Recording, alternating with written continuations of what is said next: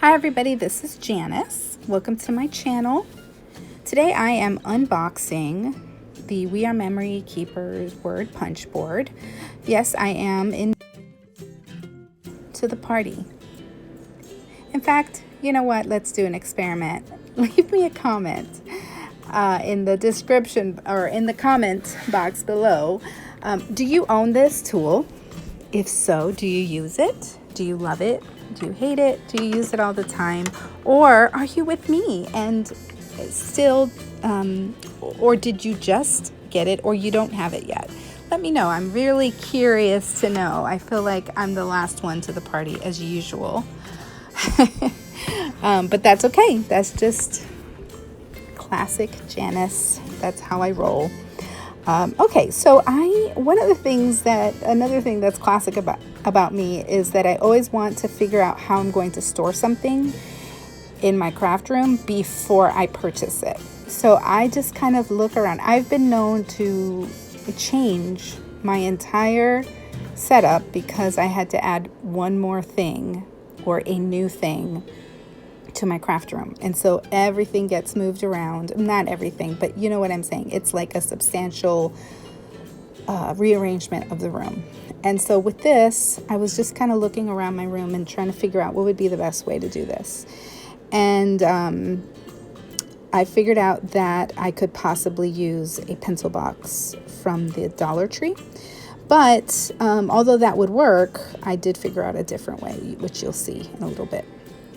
Another thing that I think the major thing that people complain about, probably the only thing I've heard that's consistent, is the fact that they come together, linked together, almost like what I would call a bad joke. It reminds me of the time when I was teaching fifth graders, and somebody had the brilliant idea to tie everybody's backpacks together in the cubbies so that when it was dismissal time and I was ready for them to go, like, trust me, I was ready for them to go, we couldn't go because we had to untie all of the backpacks. I think I cried that day. So that's how these things are for some people. They're just like, I can't believe they did this. Like, why would you link these things like this? And then not only that, it hurts your fingers to pull them apart. So I wanted to show you what I did to take them apart. There I'm trying a cigar box. This was a cigar box that belonged to our middle child when he was a child. He kept his Sharpies in there, and I don't want to change it, but I kind of want to alter it. Not the bottom. He drew pictures on the bottom. But anyway, it doesn't work because I was really trying to find a way to keep the board and the number and the letters together to where I could close it. But that I haven't found a box that's tall enough to do that, where the numbers are not swimming around the box. And that for me is the most important thing. I want them to sit up straight and I want them not to fall over, and that way I can just pick the letter that I want and be done with it. So here I'm showing you that what I did was the letter that's on my left hand and the letter on my right hand. Okay, so with my left hand, I am doing one motion, and with my right, I'm doing the opposite motion. Look at that, see? So the one on the left, in the left hand, goes down, and the one on the right goes up. And if you just slightly push on it with your thumb, it will come out pretty easily, actually. I'm not going to say it didn't cause a little bit of pain and discomfort. If you have hand issues, this part might really make you angry, probably. So get somebody to help you with this part. But other than that, that is the only thing. Now look here, I was getting very excited because this little wooden box is from the Dollar Tree as well. Look how cute they would be in there. But they don't all fit. So if the box was just a little bit bigger, like if it was just a little bit bigger, in fact, I think they had a tray that was a little bigger.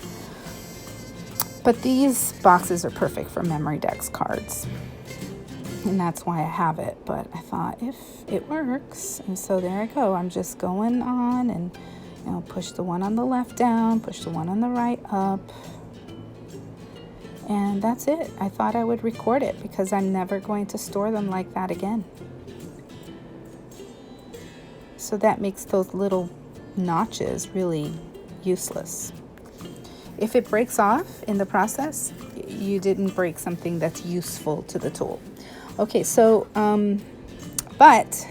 the cool thing is I figured out that they fit perfectly in this container that came from Michael's. It comes in a 3-pack. It has 2 rectangular, like long rectangular boxes, and then it has a square one. And right now they're on sale as of today, July 21st. They're $2.99. But I'm not going to Michael's because I don't want to go anywhere. I need to clean my house, people. So there, the little board fits on top, and it matches perfectly. I mean, I can't ask for anything better. And then I have this other little tray that I got from the Dollar Tree that I'm using as kind of like works in progress type of thing. So when I get it done and it needs to dry or whatever, I just set it in the little tray. And so here I'm just going to show you what I did, what I came up with when I had my little play session. And I just took a bunch of scraps and just went to creating. I also used my tag punch board to make the little holes in the skinny tags as well as this regular tag. I watched many videos where people are explaining how to get the letters closer together, and there is a formula, and many people tried to explain it. And the first time I heard someone, I'm not going to mention who they are because I don't want to hurt their feelings, but it gave me a headache. Like, my head was spinning. I'm like, I'm not getting that machine if I got to do all that math.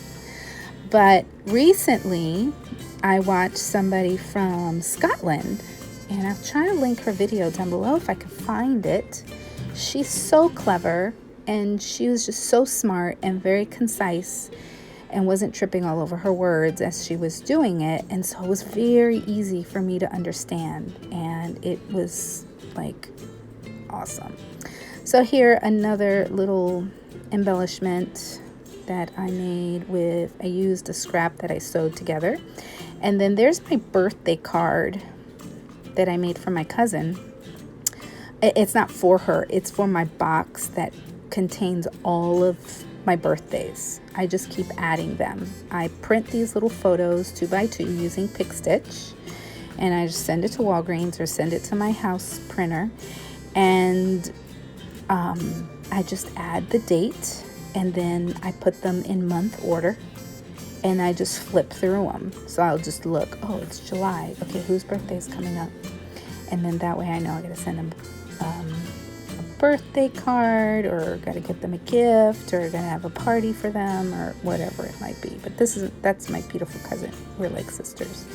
And then there I took a circle punch and made that one, and then had to make a banner. I cut those by hand, and it was easy. And I used all my little pom-poms, tiny little pom-poms, and they're so cute. I love it. And I love this tag. I didn't back the word yeah, because it's sitting on top of that tag. And then I made that little rosette with notebook paper that was in the trash. And if you want to see how I made that, just leave me a comment. I love making little embellishments because I love making the memory decks cards. So that's essentially it. Again, I'm showing you how I'm storing, and showing you how this memory decks card turned out with her name. And I don't know if you can see it though. Oh, there it is. So I love it. Love how these turned out. And again, using scraps and using my We Are Memory Keeper tools. Gotta love it. and my sewing machine. Gotta use that sewing machine. And this is a 2-inch hole punch. 2-inch circle punch is what I meant. And there's my word hope. Add a little flower to it. And then this, I used my tab punch board for that one. So I hope you enjoyed this video. Please give me a thumbs up. And if you're a new subscriber, thank you so much. Welcome. I love comments and I love getting to know my subscribers and finding new friends and supporting and encouraging one another. So thanks again for being here with me today. Have a great day. Bye.